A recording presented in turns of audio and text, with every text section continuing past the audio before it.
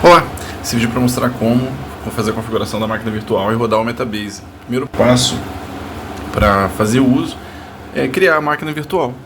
Então vamos aqui no Novo.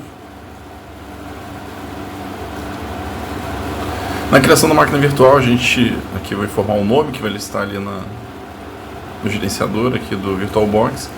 A gente especifica a quantidade de memória, tem que apontar a ISO da instalação. Aqui eu estou botando, ele especifica aqui 1 GB de memória, eu vou provisionar 2 GB. Embaixo a gente escolhe aqui, disco rígido, vou criar um novo disco rígido. Salvo engano, ele sugere 25 GB, mas como é para fins didáticos aqui, para a máquina ficar tão grande, eu vou criar esse aqui com 10. Criei aqui o disco rígido. Agora eu vou ali e clico para inicializar a máquina. Antes de inicializar, só mostrando aqui que a gente poderia mudar a quantidade de núcleos, quantidade de processadores, de núcleos de CPU para trabalhar com essa máquina virtual. Para agilizar aqui o nosso processo, eu vou botar 2 núcleos, aí fica a critério de vocês. Quando for instalar, se tiver mais recursos, pode botar mais, e se tiver menos recursos, coloque menos. Aqui em configurações, na rede, a gente usa o modo NAT e vamos configurar aqui uma porta de redirecionamento. Qual porta é essa? Do serviço de SSH. Aqui na máquina hospedeira, eu vou colocar aqui na porta 2222. Lá na máquina hospedada, na nossa máquina virtual, é a porta 22, que é a porta do SSH, que é o serviço de Shell criptografado. Shell Security. Depois a gente clica aqui no botão Iniciar. Ele vai perguntar aqui de qual drive a gente vai carregar a inicialização. Como eu já tinha feito isso aqui antes, está a ISO do Ubuntu já. Ubuntu Server. Eu vou mostrar aqui, se a gente fosse clicar, fazer do zero, se não tivesse feito ainda, seria aqui em acrescentar. A gente aponta o arquivo ISO da máquina virtual que a gente quer instalar, seleciona, depois vem aqui em escolher. E por fim, clica em iniciar. Ele vai fazer a carga do sistema operacional agora. A gente clica aqui nessa opção mudar para o modo escalonado e a gente consegue ter uma tela um pouco maior. Fica melhor para visualizar.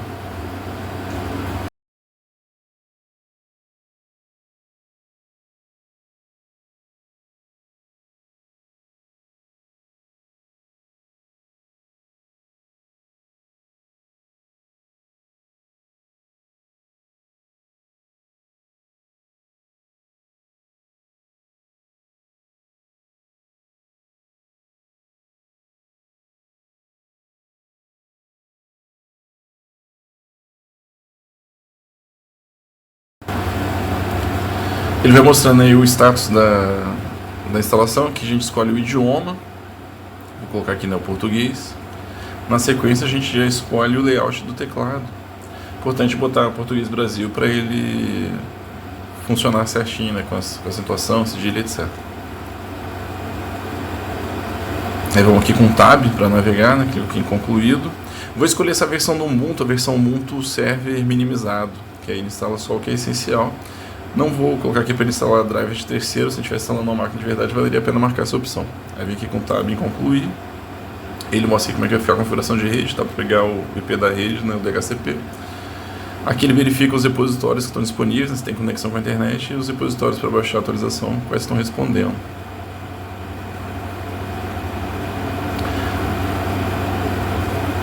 Aqui ele pergunta se a gente quer criptografar o HD, não precisa, para essa finalidade aqui não vamos fazer isso. Navega até aqui em concluir. Aí um extrato de como ficou a tabela de partição do HD. E só a gente clicar aqui em concluir que ele vai dar sequência à instalação. Ele pergunta se a gente confirma as ações.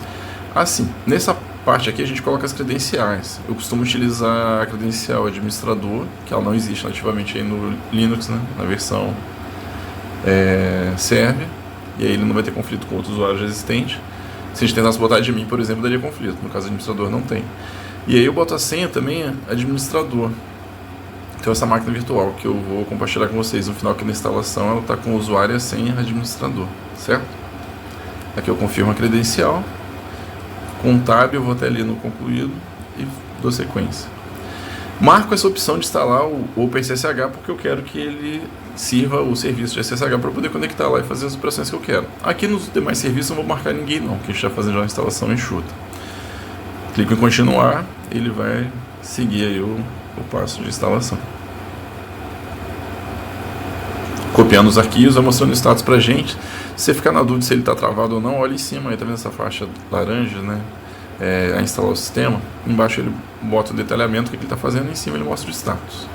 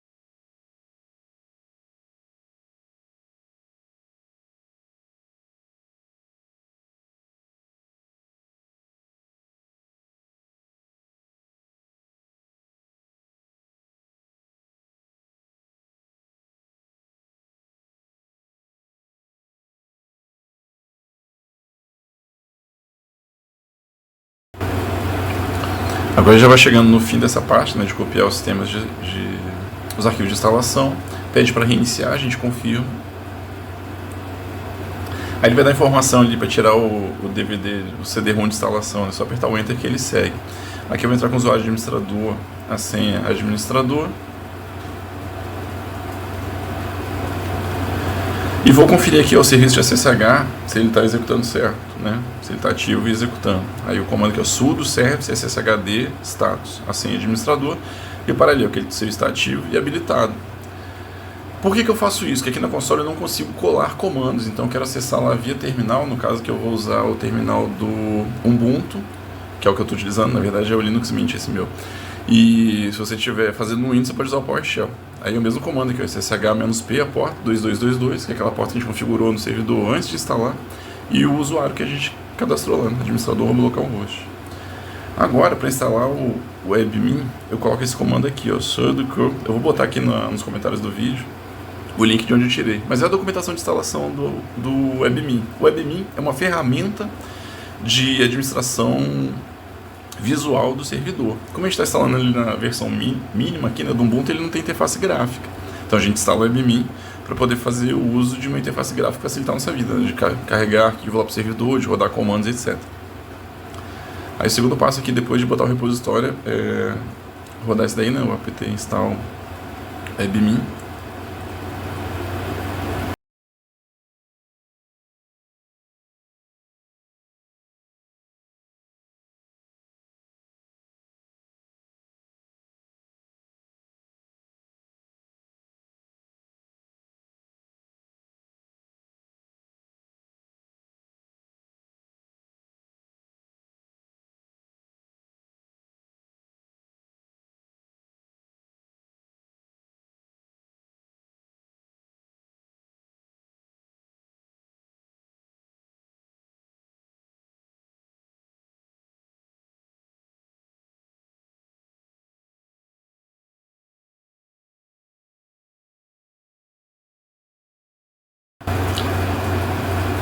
Aí está dando sequência aí a cópia dos arquivos do WebMin.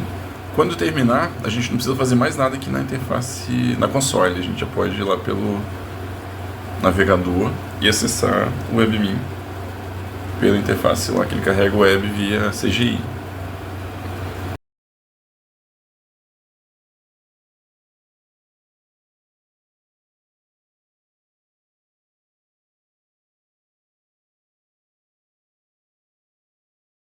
Certo, agora terminou de instalar o WebMin.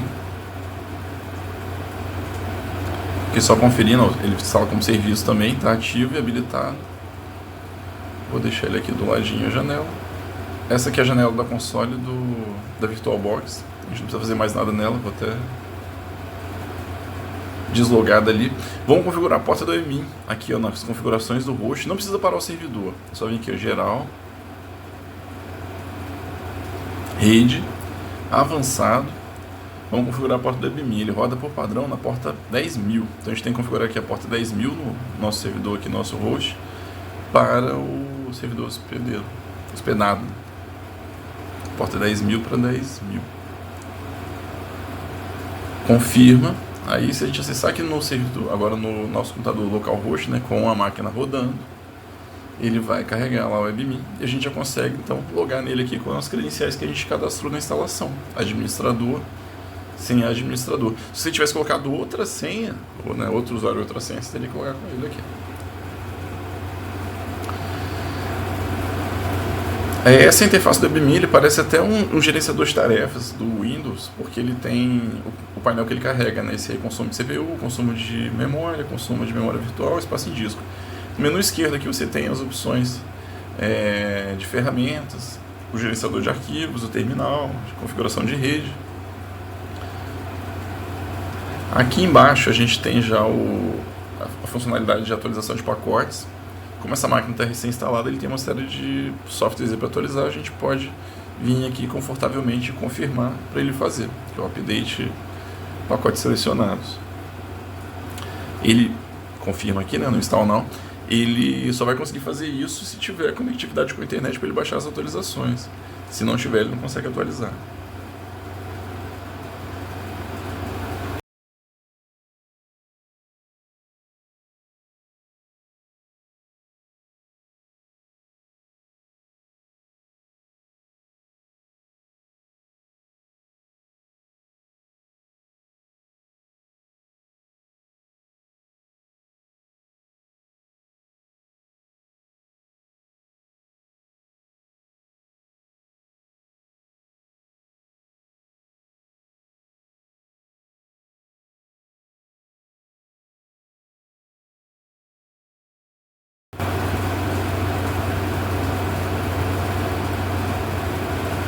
Enquanto ele copia, só um parênteses, o Metabase ele roda em Java, então se você estiver usando o Windows, você consegue, e estando com Java, a runtime do Java acima da 21, você consegue executar lá o .jar e rodar ele localmente.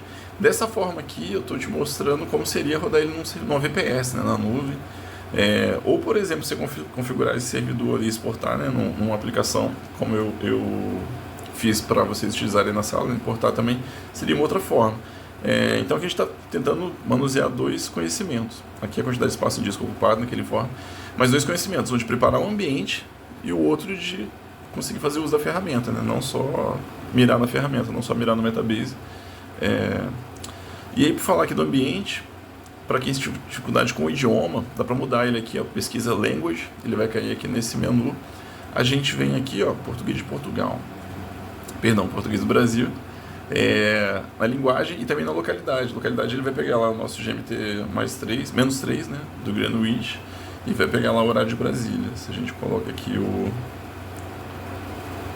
localidade português Brasil. A apresentação de data também, né, ele vai seguir o padrão da gente, né, de dia, mês e ano e etc. Confirma aqui a mudança e a gente pode vir aqui, ó, e atualizar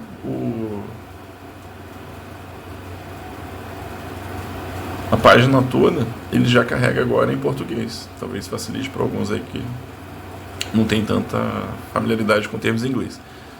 Pois bem, aqui a gente consegue ver, ó, Ubuntu 25, tal nome que a gente deu, versão 25.10 o sistema operacional, quantidade de memória provida para ele, quantidade de processador. Aqui no menu Ferramentas, Gerenciador de Arquivos, a gente consegue fazer um gerenciamento de arquivos semelhante ao que a gente faz no Windows Explorer, que a gente consegue navegar na estrutura de pastas. Estamos aqui em Home Administrador, que é a pasta do usuário que a gente criou. Eu vou criar uma pastinha aqui agora, chamada Metabase dir, o diretório do Metabase. E vou colocar lá dentro a aplicação, o arquivo .jar. Vou colocar também mais duas coisas. Tá na pastinha que eu compartilhei com vocês no OneDrive da faculdade. Vou deixar também o link disponível no Ava. Deixa eu arrastar aqui a janela para cá para ficar mais fácil de mostrar. Aqui, a gente vai usar o que? O executável do Metabase, metabase.jar, esse banco de dados de empresa aqui do Espírito Santo, só do Espírito Santo, né? Atualizado de fevereiro, e o diretório de drivers, que tem o plugin do DuckDB, que é o banco que eu estou utilizando, porque eu consegui deixar o CNPJ bem pequenininho, assim, bem eficiente na pesquisa. Ele, nativamente em SQLite, fica muito mais pesado, ele fica com 21 GB e fica muito mais lento para consultar. Aqui, ó, arquivo, carregar para o diretório. Eu vou apontar aqui quais arquivos eu quero carregar. Vou aqui dentro de onde estão meus arquivos, né? Eu quero carregar o metabase.jar e vou de início aqui carregar também o CNPJ-ES. Seleciono os dois aqui apertando Ctrl para selecionar mais de um. Venho aqui em abrir e mando enviar lá para o servidor. Ele vai mostrar os status aqui embaixo de quantos por cento ele já conseguiu carregar dos arquivos, né? A soma dos dois ali está dando 584 MB aproximadamente. Está aí 26% carregado nesse instante.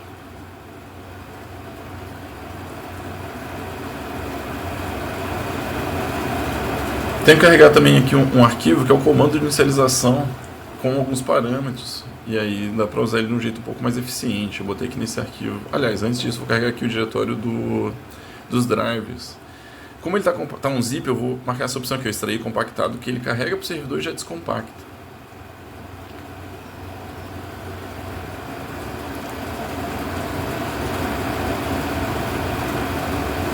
E ele vai mostrar aqui embaixo, né, o status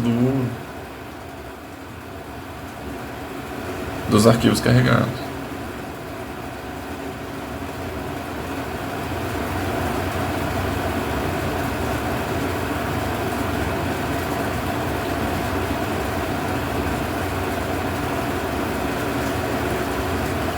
Faltou carregar também o arquivo que eu tinha comentado, que é o que está o comando de inicialização. Desmarcar aqui, eu estarei compactando.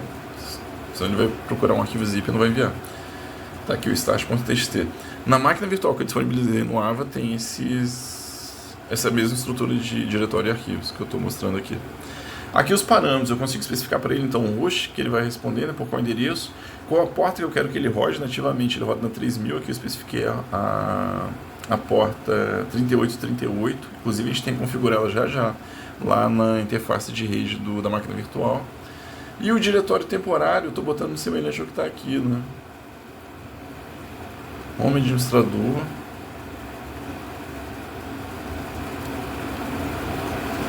Isso, e aqui é a chamada do programa. A gente pode estabelecer um limite inferior e um limite superior de RAM para a Metabase usar. Aqui eu estava rodando como teste, né, de 2 a 6 GB, mas para essa máquina virtual, como eu estou fazendo com menos memória, eu vou botar assim especificado, porque ele vai olhar o que tem no ambiente e se autoparametrizar. Feito isso, salvei, senão eu precisar fazer isso que já está feito. Vamos agora inicializar o Metabase. Aí eu vou copiar aqui o caminho dele para facilitar chegar lá via terminal. Vou acessar aqui o terminal, que é o shell desse servidor que a gente acabou de instalar. Vou usar aqui o Change Directory no CD e o caminho que eu quero ir. Diretório do Metabase. Vou verificar aqui a versão do Java que eu tenho nesse servidor. E para surpresa de ninguém, não tem versão nenhuma porque ele acabou de ser instalado. Então a gente instala o Java aqui, o sudo apt install default JRE. Aqui eu confirmo que ele vai, né, as dependências dele. E ele vai dar sequência em instalação.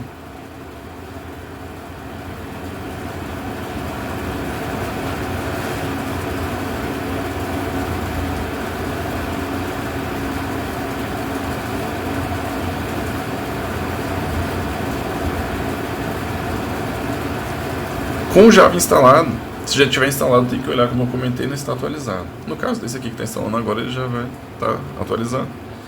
Então é só rodar o comandinho lá que eu botei do Metabase e fazer o uso. Só ele terminar de...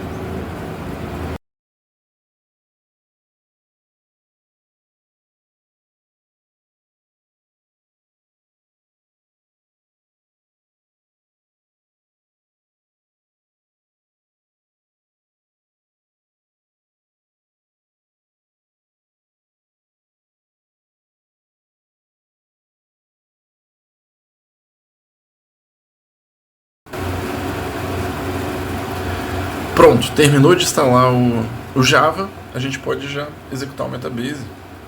E eu vou usar aquele comandinho que eu mostrei lá no arquivo, agora há pouco. Lá na documentação do Metabase tem as chamadas todas, né? Como é que parametriza a porta, igual eu fiz ali. Aí o Java 21, né, da OpenJDK. É no mínimo isso para rodar essa versão do Metabase. E agora, vamos chamar o... Aliás, deixa eu ver aqui. Cat start, pra gente ver o comando, beleza. Copia aqui e cola, ó. Vou selecionar esse bloco todo, que é as diretrizes, e vou dar Enter. Aí ele cria ali esse processo, o 16434. E eu posso abrir aqui uma outra aba. Aliás, antes de abrir a aba, a gente tem que configurar a porta do Metabase lá na interface de rede. Vamos lá. Não precisa parar o servidor, botão direito, configurar, rede. Vamos aqui em redirecionamento de porta, adicionar mais uma regrinha. Porta 3838. Por que 3838, professor? Porque é que eu especifiquei lá no comando de inicialização. Por padrão, como eu comentei, ele faz na porta 3000. Terminou ali, salva, vem aqui e acessa agora localhost 2.3838.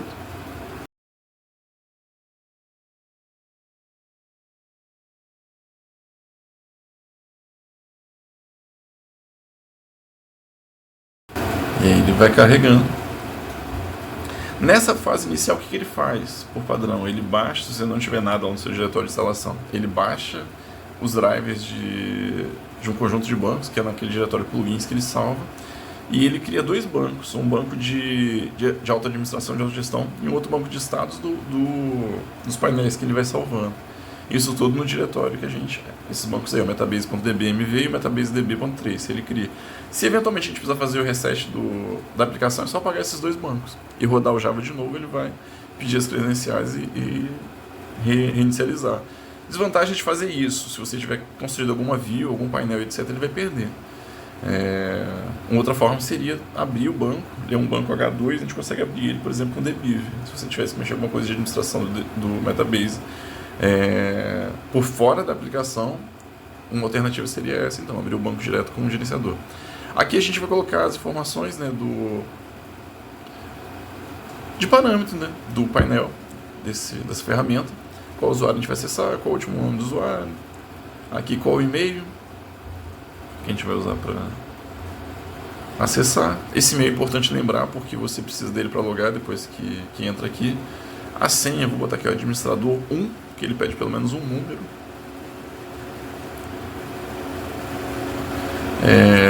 Certo. Aí agora, vou mostrar aqui como é que a gente adiciona um banco de dados. Vamos aqui em admin. Antes disso, deixa eu configurar aqui o idioma. A gente vai aqui em perfil. Aí aqui em profile, vamos trocar ali o language. Vou trocar ali para português Brasil. Salvo. E agora já fica traduzido. Temos que fazer isso também lá na administração, configuração de admin, que é o painel da administração. Eu vou adicionar aqui o banco primeiro. O banco é esse daí, o cnpjs.ducdb, DDB, e eu preciso do caminho inteiro. O caminho inteiro é esse aí, né? /home administrador Metabase. Ele precisa do caminho absoluto lá pro Metabase reconhecer onde está o arquivo. Se a gente estivesse utilizando um MySQL ou um Microsoft SQL Server, aí seria o IP do servidor, a porta que ele está conectando as credenciais. Aqui na administração, banco de dados, adicionar banco, DuckDB, boto aqui, ó, CNPJ e boto o caminho físico do banco de dados, como eu comentei. Né? CNPJ DuckDB, só confirmar aqui o nome. Aqui nesse finalzinho. Tá? E depois é só salvar. Agora a gente já consegue explorar esse banco pelo Metabase. Ele vai fazer um mapeamento ali da estrutura das tabelas, dos chips e tentar inferir as coisas. Saindo dali, vem aqui em banco, CNPJ, já consigo explorar as tabelas e fazer aqui algumas coisas um pouco mais interessantes. Poderia mexer nos metadados, poderia aqui, né, fazer uma consulta unindo duas tabelas, desde que eu soubesse o critério quais chaves, né, que são referências de uma para outra. Poderia fazer aqui contabilização de registros para algum parâmetro que eu quisesse, e por aí vai.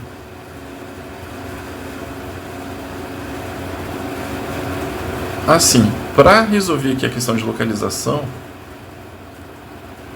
a gente vai aqui botar o padrão que a gente usa, o idioma, né? Vamos colocar aqui no português do Brasil. Vamos colocar também o padrão de numeração e de data, que a gente usa aqui, né? Os mais corriqueiros. Início da semana, que eu vou botar segunda-feira.